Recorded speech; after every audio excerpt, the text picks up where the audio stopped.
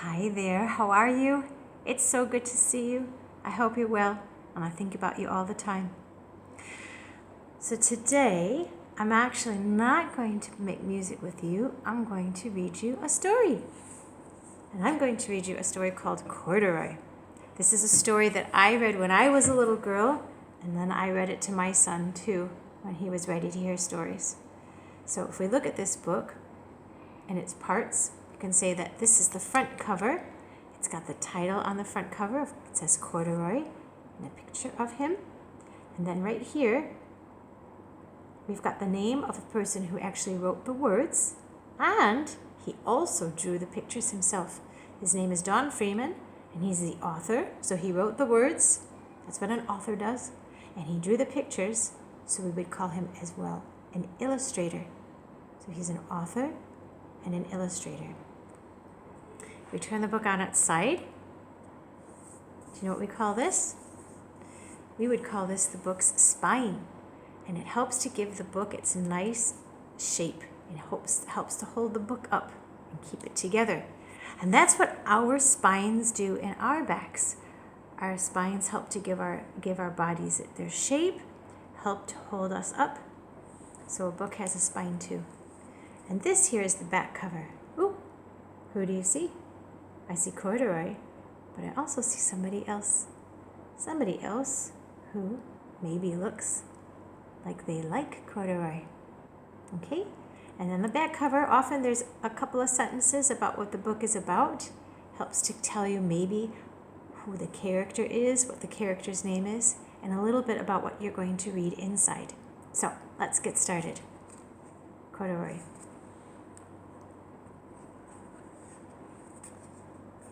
There he is. Corduroy is a bear who once lived in the toy department of a big store. Day after day, he waited with all the other animals and dolls for somebody to come along and take him home. So he just wanted a home. Okay. The store was always filled with shoppers buying all sorts of things, but no one ever seemed to want a small bear in green overalls. Can you see him on the shelf there? Then one morning, a little girl stopped and looked straight into Corduroy's bright eyes. "Oh, Mummy," she said, "look, there's the very bear I've always wanted." "Not today, dear," her mother sighed. "I've spent too much already. Besides, he doesn't look new. He's lost the button to one of his shoulder straps." See that? Corduroy watched them sadly as they walked away. "I didn't know I'd lost a button," he said to himself. "Tonight I'll go and see if I can find it." Okay. Late that evening, when all the shoppers had gone and the doors were shut and locked, Corduroy climbed carefully down from his shelf and began searching everywhere on the floor for his lost button.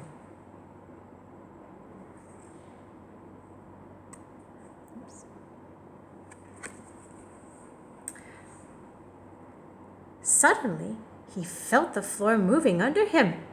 Quite by accident, he had stepped onto an escalator, and up he went. Could this be a mountain, he wondered? I think I've always wanted to climb a mountain. He stepped off the escalator as it reached the next floor, and there before his eyes was a most amazing sight. Tables and chairs and lamps and sofas and rows of beds. "This must be a palace," Corduroy gasped. "I guess I've always wanted to live in a palace."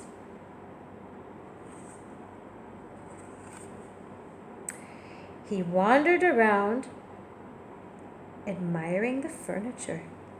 "This must be a bed," he said. "I've always wanted to sleep in a bed." And up he crawled onto a large, thick mattress. All at once, he saw something small and round. "Why, here's my button!" he cried, and he tried to pick it up.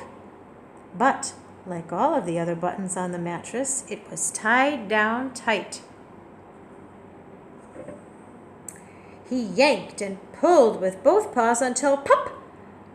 Off came the button, and off the mattress Corduroy toppled, bang into a tall floor lamp. Over it fell with a crash.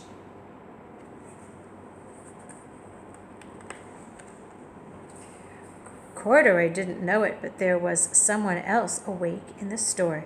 The night watchman was going his rounds on the floor above. When he heard the crash, he came dashing down the escalator. "Now who in the world did that?" he exclaimed. "Somebody must be hiding around here."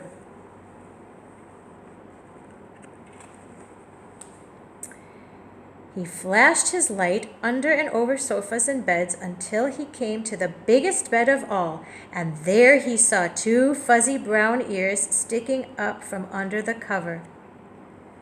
"Hello," he said. "How did you get upstairs?" The watchman tucked Corduroy under his arm and carried him down the escalator and set him on the shelf in the toy department with the other animals and dolls.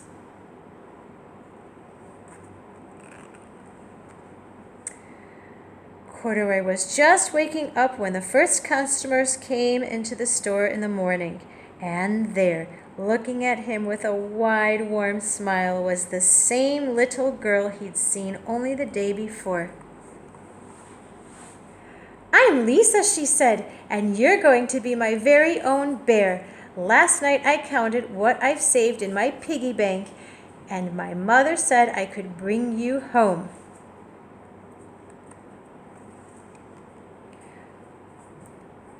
"Shall I put him in a box for you?" said the saleslady asked. "Oh, no, thank you," Lisa answered, and she carried Corduroy home in her arms.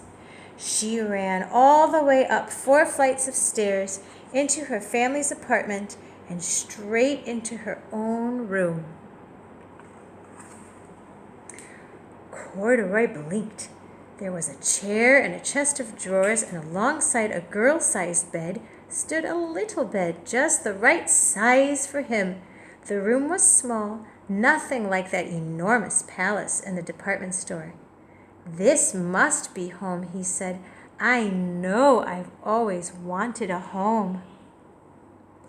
Lisa sat down with Corduroy on her lap and began to sew a button on his overalls.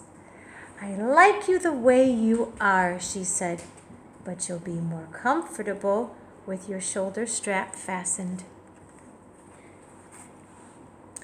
"You must be a friend," said Corduroy. "I've always wanted a friend." "Me too," said Lisa, and gave him a big hug. The end.